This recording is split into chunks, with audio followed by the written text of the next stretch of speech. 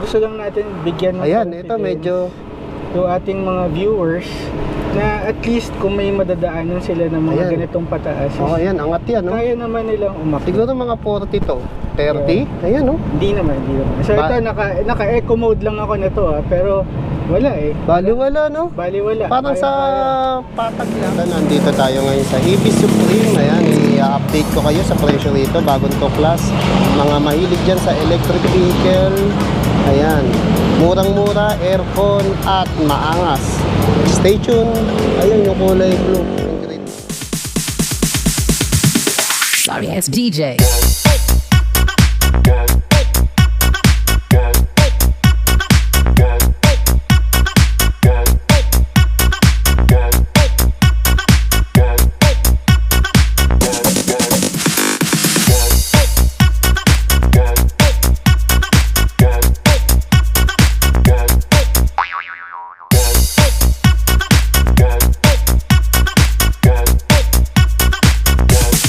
You can get some.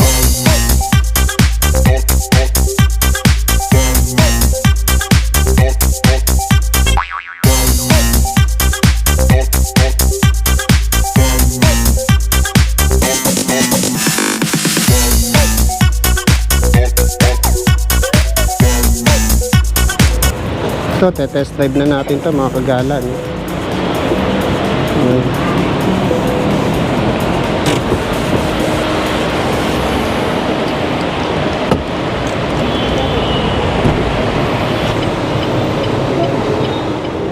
Okay sir, i-test drive na natin to.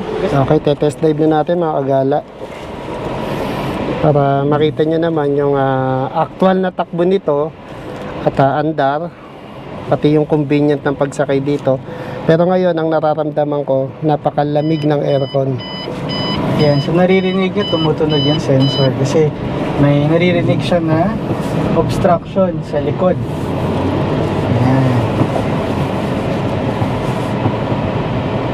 Yan, tapos ito naman, pagka nag-reverse tayo, makikita nyo yung dynamic guidelines, so sumusunod. So makikita mo kung meron gaano kalapit yung object na kasunod nyo sa likod.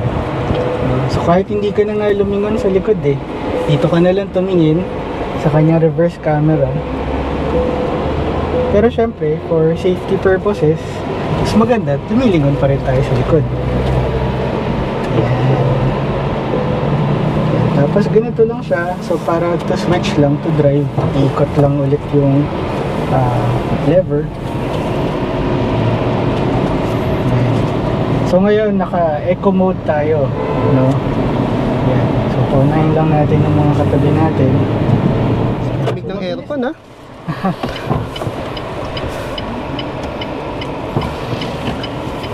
Ano nga uli yung top speed nito, Sir Mike? 100 kph yung kanyang top speed. 100. So ngayon naka-eco mode tayo.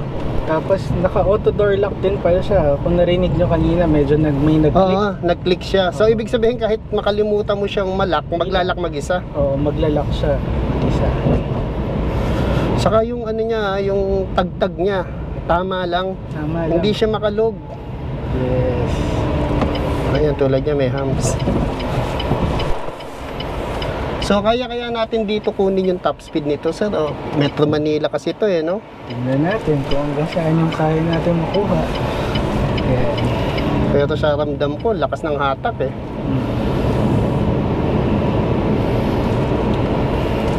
Ayun no? Ayun, 48, 50. Lakas din ng busina niya. Yeah. So, kayang-kaya kung overtaking lang naman, ito, pakita natin. Oo, hindi ka mabibitin, no? Kaya natin i-overtake. Saka accurate yung apak niya sa ano, ha? Yes. Sa accelerator, napapansin ko. Hindi siya sudden nag-accelerate. Medyo smooth pa rin yung kanyang acceleration. Pero hindi ka niya bibitinin sa Oo, hindi ka nga bibitinin. Yun din yung napansin ko. Ayun, no? Yeah. Lakas. So, kayang-kaya niya overtake, no, sa mga sasakyan. Nang accurate siya. Yes, oo. Ayan, Kasi ganda. pansin nyo, very agile, very maneuverable, napakaganda ng handling ng sasakyan. Oo. May bigat din kasi siya So, kumbaga hindi ka matatakot or hindi ka kakabahan. Parang mafe-feel mo na nagda-drive ka pa rin ng sasakyan pagka dinadrive mo tong Pony. So yung nakita niyong bilis kanina, 65 yata yun, sir, no? Yes, so, Kung pwede nga lang kaya i-todo. nating todo, kaya lang may Delikado kasi sasakyan. Metro Manila. Alam niyo naman, Metro Manila, traffic, maraming sasakyan. Yes. Buti nga, nakapag 60 pa tayo.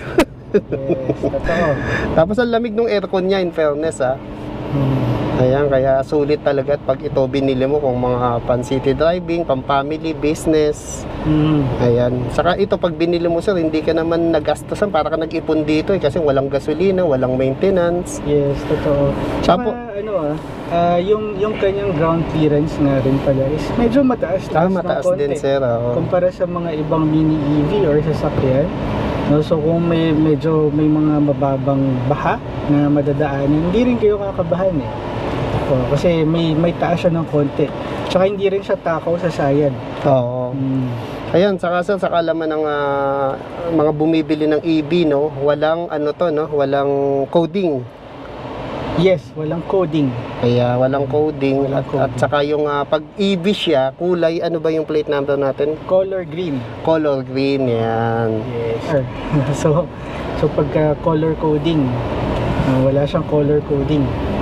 Oo, Saka, kasi napakatahimik sa loob. Oo, Kung tahimik mapapansin, nga. Kasi wala kayong may maririnig na engine noise eh. walang engine noise nga Oo. siya. So kung may maririnig man kayo, medyo mahina lang na motor power. Oo. No, so para sa akin hindi naman siya destructive kasi kung familiar kayo doon sa sound ng Tron, ganda nga ng tunog eh. Oo. Smooth lang siya. Smooth. Saka yung iba, sir, may mga sasakyan bumibili na rin ng ganito. Parang kapag coding yung sasakyan nila, EV ginagamit nila. At the Yes. same time, yung iba EV na nga kasi dahil hindi na sila nagagas. Oo. For mga errands perfect ito sa mga mommies, mga Oo, sa mamis. housewife, no, sa mga daily errands, no, or yung mga nagbe-business na nandito lang naman sa Metro Manila, no. So, kasi kung ang laki nung matitipid nyo sa fuel savings pa lang, ang laki na naman sa save nyo, no? Pagka naka-EV kayo. Ayan. Tulad nito, traffic, automatic. Para na rin kayo nagpatakbo ng automatic na sasakyan. Ano lugar na ba to, sir? Ito, San Juan? Domingo to. En Domingo. En Domingo. Ayan, San Juan. Yan. So medyo rush hour lang ngayon. Kaya medyo maraming sasakyan. Yeah. So ito ngayon, ang normal nito, ang takbo na lang niya 23 kasi traffic na siya, bump to bump na siya. So ayan, ang ganda ng takbo, sir. Ayan, ramdam na ramdam mo talaga yung kaldag niya, isa tama lang. Hindi siya makaldag kasi nga may bigat din. Tapos pag umaarangkada, ang lakas ng hatak, ramdam na ramdam mo. Yan. So ngayon, papasok tayo ng horseshoe. Ay, ito siya, marami ritong Yan. incline. So itong horseshoe village, Oo, nadadaan din tayo rito. Kilala ito dun sa incline niya. Ayan. Medyo mataas. Oo. No? Dito So, ngayon malalaman yung hatak nito. idadaan Saka yung natin. kung kaya niya yung mga ahon. Sinasabi nila mga paahon. Mhm. Pwede ba nating baba ito para mapakita ko yung... Sige. Yan. Ayan, papakita natin. Medyo madilim lang. Kasi pag dito, di nakita eh. So ngayon, sir, puro tayo pababa. Yes. Ang lakas sumatak sa pababa, sir. Joke. Ayan. Meron ditong pataas yung sa dulo bago mag-stoplight, sir, no? Yes. Ayan, papakita natin. So dinadaanan lang natin yung mga humps niya. Ayan, yung humps niya, oh. Swabe lang, oh. Suabe. Ibig sabihin, ang ganda ng suspension nito, sir. Mhm. Ayan na. Ito na yung incline. Ano bang level nito, sir? Hindi natin alam eh. Estimate nyo na lang. Ayan, makikita nyo. Kaya, Hindi naman din siya gaanong mataas. pero at least, oo. gusto lang natin bigyan ng Ayan, ito confidence medyo, yung ating mga viewers na at least kung may madadaanan sila ng mga Ayan. ganitong pataas, oh, ayan, angat yan, no? kaya naman nilang umakyat. Siguro mga 40 to. 30? Ayan, oh. Hindi naman. So ito, naka-eco mode lang ako nito pero wala eh. Baliwala, no? Baliwala. Parang sa patag lang. Yes, totoo. Ayos pala to. Ayan, nakita nyo ha. Kaya nilabas ko yung camera para makita nyo. Tapos, kung mapapansin nyo, hindi ako nakatapak sa preno. Yan, so, yan. So, Oo nga, no? hindi ako nakatapak Ano sa yan, preno. sir? Kusa siyang naka-stop? Yun yung tinatawag na uphill assist. Uphill assist, No? okay. So kung mga hanging na daanan is hindi kayo kakabahan dahil hindi kayo sasadsad sa Oo, dulo. hindi katulad ng mga manual, no? Yes, totoo. Ilalaglag ka pa baba. So at least kung mga first time drivers kayo, may mga additional safety features tayo katulad dun na at least na-assist kayo, no? Kasi karamihan sa mga first time drivers, ito yung challenge eh. Oo, yung Pagka medyo tama-tama. pataas, lalo na pag mga manual, yung dinadrive na sasakyan, nagkakambyo kayo. Minsan nahihirapan i-balance eh. Ito napakadali eh. Wala kayong controls. Apak lang, brake, accelerate, no? Tapos kung medyo hindi na natin matansya, kahit mabitawan natin yung brake, meron siyang uphill assist. Yun. Hindi tayo sasadsad pababa. Talagang ano siya. Driver friendly, ah. Yes, driver friendly. Yan, sir. Pwede mo na taas to. Yan. Galing. Okay. Oops. So, mukhang dapat dito Dito tayo tayo. sa CD test dahil traffic. Oo, ang haba nito.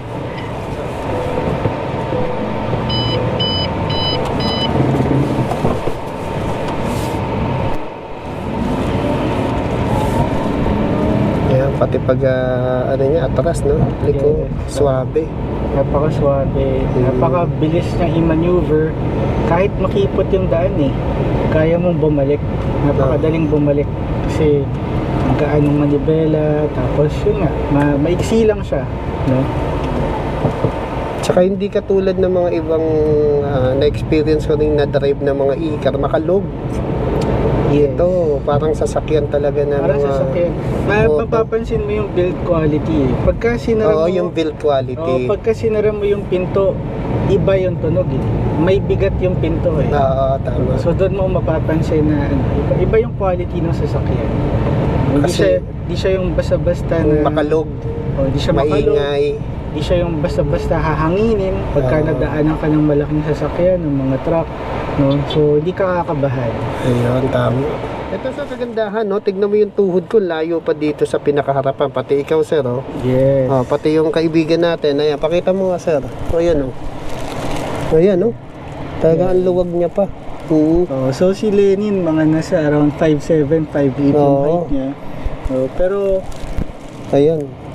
Hindi sumasangga. Di naman siya sikip na sikip.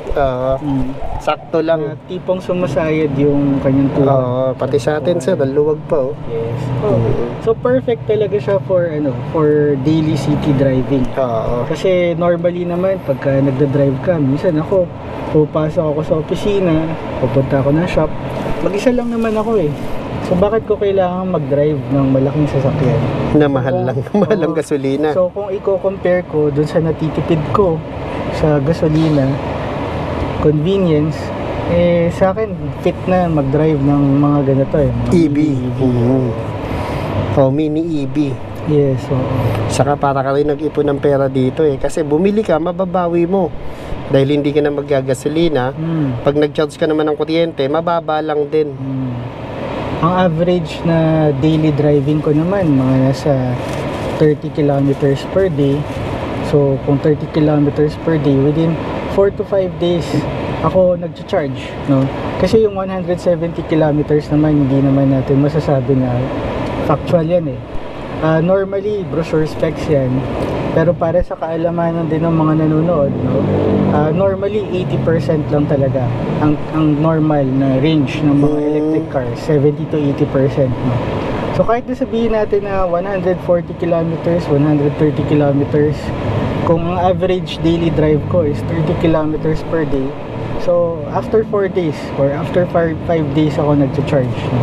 So maganda na rin yun, diba? So sa malaking bagay na yun, ang laki na natitipid ko sa gas.